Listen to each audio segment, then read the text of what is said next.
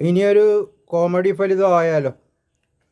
3 പേർ കണ്ടുമുട്ടിയപ്പോൾ ഒന്നാമത്തെ ആൾ, എടാ എൻ്റെ മകന് ദയാലു എന്ന് പേരിട്ടിട്ട് അവനൊരു ദയയുമില്ലാത്തവനായിപ്പോയി. മറ്റേയാൾ, എടോ എൻ്റെ മകന് ഞാൻ പേരിട്ടിരിക്കുന്നത് ധർമ്മൻ എന്നാണ്, പക്ഷെ അവൻ ഒരു ധർമ്മവും ചെയ്യത്തില്ല, ഒരു ധർമ്മക്കാർക്ക് 5 പൈസ കൊടുക്കത്തുമില്ല, അങ്ങനത്തെ ഒരുവനായിപ്പോയി.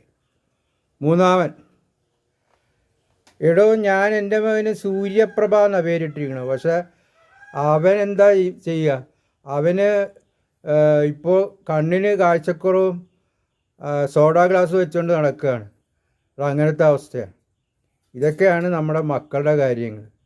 പേര് നമ്മളിട്ടു, പക്ഷെ പ്രവൃത്തികളൊക്കെ പല വിധത്തിലായിപ്പോയി. എന്ത് ചെയ്യാനാണ്, കാലം പോയ പോക്കേ.